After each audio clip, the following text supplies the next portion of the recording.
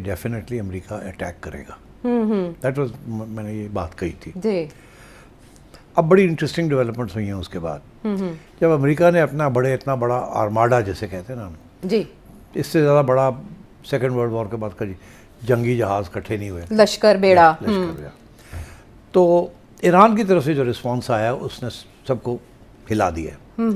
Iran ने बड़ा खुल के ये कहा कि हम क्या करेंगे अगर ऐसा हुआ तो हमारे ऊपर कहीं से भी अटैक आई तो हम ऐसा रिस्पॉन्स करेंगे कि फिर आप याद रखेंगे, जिस पे उन्होंने बड़ा क्लियरली कहा कि इसराइल को भी टारगेट करेंगे जी, गल्फ स्टेट्स को भी टारगेट करेंगे, अमेरिकन बेसिस को भी टारगेट करेंगे, जी। और सबसे इम्पोर्टेंट स्ट्रेट ऑफ हॉर्मुज़ जहाँ से 25% दुनिया की तेल जाता आता है जी, उसको बंद कर दें, चोक पॉइंट। चोक पॉइंट कर दें। 25% रह गया तो आप सोचिएगा तेल की कीमतों को क्या हो जाएगा, क्या बनेगा। और हमारे जैसे मुल्क उड़ जाएंगे बिल्कुल। तो अमेरिका को तो प्रॉब्लम नहीं बनेगी, हमें प्रॉब्लम बनेगी। सो खैर एनीवे, तो इस किस्म की धमकी के बाद असेसमेंट हुई वहाँ पेंटागन में, और मेरी इन्फॉर्मेशन ये है कि पेंटागन ने जो रिपोर्ट दी है डोनाल्ड ट्रंप को, वो ये दी है कि 2-3 मसले हैं। एक तो ये है कि हमारा भी नुकसान होगा इसमें, जब ईरान काउंटर अटैक करेगा तो हमारे भी सोल्जर्स मारे जाएंगे जो हमारे बेसिस में, उनको इतनी प्रोटेक्शन नहीं मिल सकती। दूसरा ये हमारे जो जंगी बेड़े हैं जो नेवल है उनके ऊपर भी सुइसाइड बॉम्बिंग होगी और अटैक्स होंगे और मिसाइल्स आएंगे। और यहाँ तक कि कुछ लोग ये भी फिक्र कर रहे थे कि जो उनके एयरक्राफ्ट कैरियर है, खा वो 700-800 किलोमीटर दूर है, तो अरेबियन सी में, इंडियन ओशन में उन्हें दूर करके रखा, मगर ईरान की मिसाइल्स वहाँ तक भी पहुँच सकती हैं, मगर because it's a big ocean, तो इट्स, और वो चल भी रहा है, एक जगह पे खड़ा नहीं है, तो it might be not so easy, but still it can come under attack. और ईरान ने तो कहा कि हम उसको अटैक करेंगे। जी, उन्होंने कहा है ये मुमकिन है, बिल्कुल पॉसिबल है, 100% पॉसिबल है।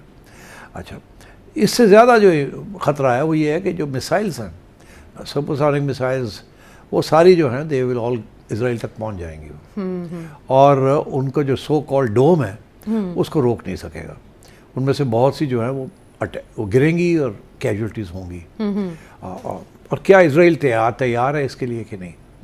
इसीलिए इसराइल की तरफ से अभी कोई बयान नहीं आ रहा कि अटैक करें, अटैक करें, अटैक करें। अभी डोनाल्ड ट्रंप खुद ही लगा हुआ था जी, आपने देखा, कोई बयान नहीं आया नेतन्याहू से नहीं कि जी आप करें, अभी करें, अभी करें। लॉकडाउन सब सोचों में पड़ गए हैं कि ईरान क्या कर सकता है काउंटर। और ईरान की तरफ से ये है कि हम जब नीचे जा रहे होंगे तो हम हर कुछ सबको लेकर डूबेंगे, हम नहीं छोड़ेंगे। तो एक तो ये इसके ऊपर थोड़ा सा गौर फिक्र शुरू हो गया। अच्छा, अब बड़ी इंटरेस्टिंग बात ये है कि डोनाल्ड ट्रंप ने पहले ये कहा, जिससे अब लगता है ऐसे है कि अब जहन में थोड़ी सी कन्फ्यूजन आ गई डोनाल्ड ट्रंप के करना है कि नहीं करना, और अगर करेंगे तो क्या होगा।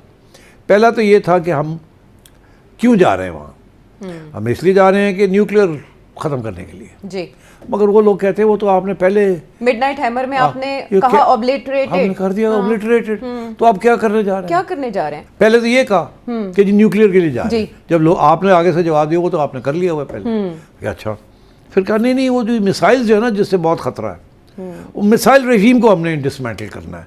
न्यूक्लियर तो ख़त्म हो गया मगर इनकी मिसाइल्स भी बड़ी थ्रेट पोज करती हैं to Israel and to our basis, उनको भी ख़त्म करना है हमने। ठीक है, तो जब ये पता चला कि उनके पास तो इतनी है कि आप ख़त्म ही नहीं कर सकते, वो सारी लॉन्च हो जाएंगी और वो छुपी हुई हैं, कितनी को आप रोकेंगे?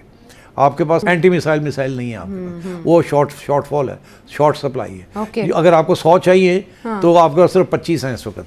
अच्छा। मतलब है कि ये परसेंटेज है, तो इसलिए वो भी आप नहीं रोक सकते। तो फिर आखिरी स्टेज पे ये कहा कि नहीं वो हम तो बचाने जा रहे हैं उन लोगों को जो कि मुजाहरे कर रहे हैं और उनको ये फांसी देना चाहते हैं, तो हमने इनको ये धमकी दी है कि आप रोके नहीं तो हम आ रहे हैं। तीसरी एक्सक्यूज दी है। अच्छा, अब वो क्या हुआ है कि वो जो सो कॉल्ड डेमोन्स्ट्रेशंस हो रही थी वो मिड जनवरी में ख़त्म हो गई, उनको ईरानियंस ने काबू कर लिया, और जिन लोगों को गोली वोली चली जो मर गए। अब वो भी इशू नहीं रहा क्योंकि अब कोई नए डेमोन्स्ट्रेशंस नहीं हो रहे, वो ख़त्म हो गए। ना ही ईरानियन रजीम ने उनको एक्सिक्यूट किया जिन लोगों को पकड़ा, तो वो भी अब इशू नहीं रहा। तो अब फिर क्या इशू है इस वक्त, क्यों जाना है ईरान को अटैक करने के लिए? अब कहते हैं हमने रजीम चेंज करनी है। अब मान गए जी, हम बाकी बातें अपनी जगह पे, हम नहीं रहने दे सकते, ईरान को हमने तोड़ना है, इसके 3 हिस्से या 4 हिस्से करने हैं हमने इसको नहीं रहने देना as a civilisational super power. ठीक, तो अब ये बात सामने आ गई। जब ये बात सामने आई है कि रेजीम चेंज से और कोई बात ही नहीं है, कम पे बात नहीं होगी। कोई काम पे बात नहीं है। तो अब सोचा ये कि कैसे रेजीम चेंज कैसे करेंगे। अब रेजीम चेंज करने के तरीके कौन से हैं? क्या है? एक तरीका तो यही था ना कि लोगों को उकसाया जाए, और उनको मुजाहरे हथियार करवाए दिए जाएं। जाएं, स्टारलिंक दिया जाए, इंटरनेट रिस्टोर किया जाए। वो इंटरनेट भी बंद हो गया। रूस और चाइना ने हेल्प की है ईरान की, और इंटरनेट ब्लॉक हो गया। वो तो तवक्को ही नहीं कर सकते थे कि ये हो सकता है। इसी तरीके के साथ टर्की ने हेल्प की है ईरान की। वो जो घुसपैठिए आ रहे थे, जो कि अमेरिकन CIA भेज रही थी लोगों को, टर्किश इंटेलिजेंस ने बता दिया है वो कुर्दिश इलाकों से आ रहे थे, और उन इलाकों से आ रहे थे जो कि टर्की बड़ा क्लोज वॉच रखता है। टर्की ने ईरान को बता दिया कि उधर से लोग ये भेज रहे हैं टेररिस्ट, जो आपके आके उकसा रहे हैं लोगों को। तो टर्की ने इन्फॉर्मेशन दे दी, इन्होंने जाके वहाँ ठाठा करके उनको फारग कर दिया। तो वो भी जो था एक अटैम्प्ट हो रही थी, वो भी ख़त्म हो गई। अब रह गए जो लोग डेमोन्स्ट्रेट कर रहे थे, वो भी इन्होंने मार कुटाई करके रोक दिया। तो अब कोई अमेरिका के पास बड़ा मुश्किल हो गया, रेजीम चेंज कैसे करेंगे। वो जो सारे तरीके थे रेजीम चेंज, अब ये है कि कुछ जर्नैल ये कह रहे हैं कि नहीं नहीं नहीं नहीं, अभी रेजीम चेंज करने का यही तरीका है कि पहले एक बमबारी की जाए लंबी, जल्दी से जल्दी प्रीएम्प्टिव बमबारी की जाए, और हेडक्वार्टर्स को टारगेट किया जाए, और उसके साथ कोशिश ये की जाए कि ईरान के अंदर कोई कू हो जाए।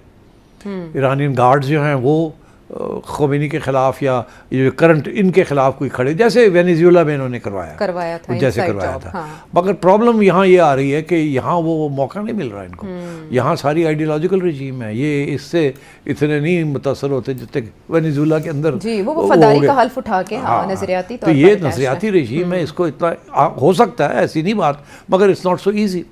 फिर किसी ने ये कहा कि अच्छा फिर और कोई तरीका तो यही है कि खोमेनी साहब को फारग किया जाए। ठीक ठीक।